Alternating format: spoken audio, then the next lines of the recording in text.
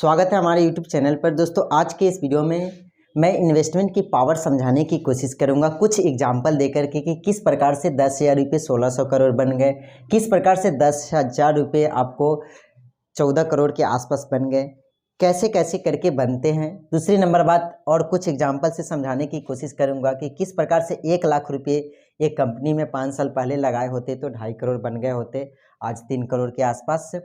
उसी तरह एक और एग्जाम्पल से मैं समझाने की कोशिश करूंगा इन्वेस्टमेंट का कि 11 रुपये का शेयर है जो किस प्रकार से 77 रुपये का डिविडेंड देते हैं। डिविडेंड क्या होता है उसको को भी समझाने की कोशिश करूंगा। कुछ और शेयर के बारे में SRF, UPL, दीपक नाइट्रेट के एग्जाम्पल से मैं समझाने की कोशिश करूंगा आज, जिससे आप क्या हो सके आज से ही 1 रुपये 2 रुपये 100 रुपये से आप इस तरह से इन्वेस्टमेंट करना शुरू कर सकते हैं।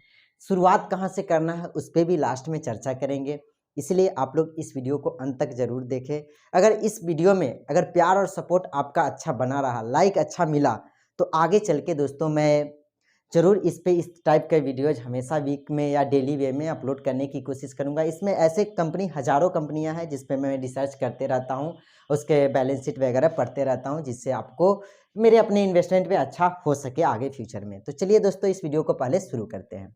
देखिए दोस्तों, इन्वेस्टमेंट तो ऐसे सभी को करना चाहिए। मैंने एक वीडियो पोल में डाला था जिसमें लोग इन्वेस्टमेंट और ट्रेडिंग दोनों सीखना चाहते हैं, तो मैंने कोशिश कर रहा हूँ। सबसे पहले मैं एक शेयर की एग्जांपल 10,000 रुपये किस प्रकार से 1600 करोड़ रुपया बन गए उसके एग्जांपल में बताता हूँ। ऐसे आप इसके बारे में अगर पहले से कुछ जानते होंगे तो नहीं जानते हैं तो मैं बता दूँ कि जैसे कि इस कंपनी का नाम है विप्रो लिमिटेड के बारे में आप सुने होंगे, जिसके फाउंडर है अजीम प्रेम जी। और उन्होंने क्या हुआ ना कि एक व्यक्ति है ना इसमें 10,000 रुपये लगाए थे, उसका वैल्यू अभी 1600 करोड़ रुपये के आसपास पहुंच चुके हैं। मैं एक एग्जांपल से बताता हूं विप्रो के स्टोरी।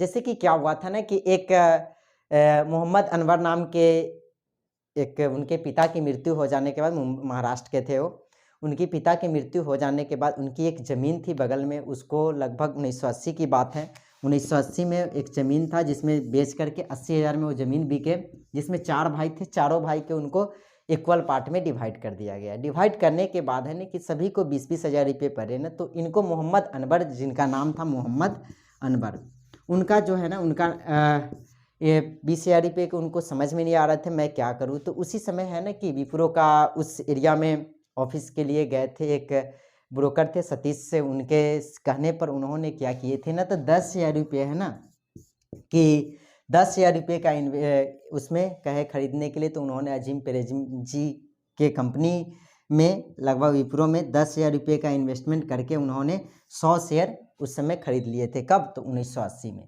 अभी उसका वैल्यू है लगभग 1600 करोड़ के आसपास। ऐसा नहीं है दोस्तों, आप शेयर पर गूगल पे सर्च करेंगे 1600 करोड़ दिखा देगा। कैसे कैसे हुआ, उसके में बोनस दिया, स्प्लिट हुआ, उसके बाद डिविडेंड आया, सारे मिला करके लगभग 500 करोड़ तो केवल डिविडेंड मिला हुआ है उस शेयर का।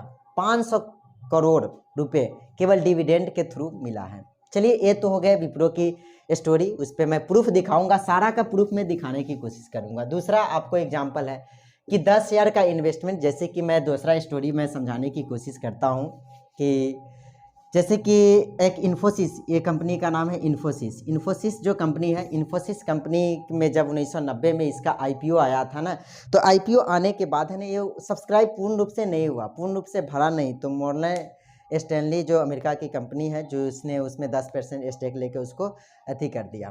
तो जिसके वजह से क्या होना है, इसका इन्वेस्टमेंट 10,000 रुपये अगर 1990 में कोई इन्वेस्टमेंट किए होते, आज से लगभग 33 साल पहले के आसपास 1990 में, तो वो इन्वेस्टमेंट अभी 14 करोड़ के आसपास हो गए होते। ऐसा है। उसके बाद मैं एक और स्टॉक की एग्जांपल मैं प्रूफ के साथ दिखाऊंगा। ये भी आपको बोनस स्प्लिट बहुत बार हुए हैं, बहुत बार डिविडेंड दिए हैं। मैं तो कहता हूँ इन्वेस्टमेंट केवल उतना इन्वेस्टमेंट हो जाए ना, केवल डिविडेंड से लोग बैठ के खाते हैं। मतलब वही, क्योंकि वेल्थ बनाना है तो आपको इन्वेस्टमेंट करना ही होगा, क्योंकि जैसे कि एक जॉब में पेंशन जिंदगी भर आते रहेगा ना, उसी तरह क्या होता है ना, स्टॉक में इन्वेस्टमेंट करने के बाद है ना कि आपको डिविडेंड इतना मिलेगा ना, केवल डिविडेंड के पैसा से आपको अच्छा खासा फैमिली चलना शुरू हो जाएगा। 1-1.5 लाख 2 लाख अगर अच्छा खासा शेयर में इन्वेस्टमेंट है तो 1-1.5-2 लाख के महीने तो आपको ऐसे डिविडेंड आते हैं। उसके बाद मैं एक चीज़ें बताऊँ कि best agro life limited company है, जिसमें इसके स्मॉल कम कंपनी है, सभी में इन्वेस्टमेंट करना नहीं चाहिए। 1 लाख रुपये है ना 5 साल में 2.5 करोड़ रुपया का रिटर्न दिया है। मैं सारी का प्रूफ कहेंगे तो आप इस वीडियो के नीचे कमेंट करेंगे तो मैं सारा का प्रूफ दिखाने की कोशिश करूँगा अगले वीडियोज़ में। उसके बाद एक ऐसे स्टॉक है जिसको तपारिया टूल्स करके नाम है, ये तपारिया टूल्स अगली कंपनी, इसका कंपनी है ना जो टूल्स बनाती है, तो इसका जो शेयर प्राइस मात्र 11 रुपये के आसपास चल रहे हैं, लेकिन इन्होंने हर एक साल डिविडेंड कितने देते हैं, तो 77 रुपये डिविडेंड देते हैं। 77 रुपये मतलब अगर कोई व्यक्ति है ना 11 रुपये है, 11,000 रुपये इन्वेस्टमेंट कर देता है साल में, 11,000 रुपये, इकाई दहाई सैकड़ा हज़ार 10,000, 11,000 इन्वेस्टमेंट में, तो उनको हर साल कितने आएंगे, 77,000 रुपये आते रहेंगे हर साल। मतलब 11,000 छोड़िए ना, 1 लाख ही कोई इन्वेस्टमेंट कर देता है ना, 1 लाख, तो 1 लाख तो उसको 7.5 लाख रुपये आते रहेंगे हर एक साल, केवल डिविडेंड का पैसा। ऐसा तपारिया टूल्स है। ऐसा नहीं है कि सारे शेयर ऐसे होते हैं, बहुत सारे शेयर ऐसे डूबते भी है, लेकिन रिसर्च करना होता है, क्या बहुत सारी चीज़ें देखनी होती है, जिसको सीखना होगा, बहुत सारे समय लगेंगे कुछ सीखने में, तभी जा करके आप इन्वेस्टमेंट स्टार्ट करेंगे, नहीं तो नहीं। उसके बाद एसआरएफ के मैं एग्जांपल बताऊं तो आज से आप मात्र 20 साल पहले 1 लाख रुपए इन्वेस्टमेंट कर दिए होते ना, तो आज आपका वो पैसे हो जाते लगभग 11 करोड़ से ऊपर, 11 करोड़ से ऊपर। उसके बाद मैं बताऊं यहाँ पे आपको यूपीएल का एग्जाम्पल, 10 साल पहले की दीपक नाइट्रेट का एग्जाम्पल, ये सब हजारों एग्जाम्पल है शेयर का। पूरे इंडिया में लगभग है ना कि 8,000 कंपनियां अभी लिस्टेड है, 8,000 प्लस कंपनियां अभी इंडिया में लिस्टेड है जो स्टॉक मार्केट में है। तो आपको ऐसा नहीं है कि आपको, जैसे कि मैंने एग्जाम्पल बता दिया कि ऐसे है, लेकिन अब क्या होता है इस बीच में, क्या है शेयर ऊपर ही जाते रहेंगे, नहीं बिल्कुल नहीं। शेयर कभी भी चलते हैं ना तो आपको ऐसे करके ऐसे करके जाते हैं, कुछ बढ़ा फिर गिरेगा, फिर बढ़ेगा, फिर गिरेगा, फिर बढ़ेगा, फिर गिरेगा, फिर बढ़ेगा, ऐसे करके जाएंगे। तो लोग क्या करते हैं, टॉप पे खरीद लेंगे, थोड़ा सा 10% नीचे आया कि हालत ख़राब, उसको बेच करके मेरा पैसा डूब गया। अरे इन्वेस्टमेंट कीजिए आप स्टार्ट, तक कम से कम 20 साल से कम का तो कीजिए ही नहीं, 20 साल मिनिमम। ट्रेडिंग करना है तो ट्रेडिंग से फास्ट पैसे बनते हैं, 10,000 से आप 1 करोड़ भी बना सकते हैं एक दिन में बोल रहा हूँ, मतलब 1 महीने 2 महीने में 10,000 से आप 50 लाख भी बना सकते हैं एक दिन में, ऐसा होते हैं। वो ट्रेडिंग में होता है, बल्कि इन्वेस्टमेंट में नहीं। इन्वेस्टमेंट आप सभी से ट्रेडिंग नहीं होता है, इसलिए तो उसमें 1% सक्सेस रेशियो है, लेकिन इसमें सक्सेस रेशियो लगभग 90-80% के आसपास है। मतलब 100 में से 90 को इसमें इन्वेस्टमेंट है, कमाते हैं। लेकिन इन्वेस्टमेंट कभी भी स्टार्ट कीजिए ना तो कम से कम 10 से 20 साल से कम के लिए कीजिए ही नहीं। अब बात आती है कि शुरुआत कहाँ से करें। स्टॉक मार्केट में आपको शुरुआत करना है तो किसी को भी शुरुआत करना चाहिए, नए में है ना, तो आपको शुरुआत करना चाहिए म्यूचुअल फंड से।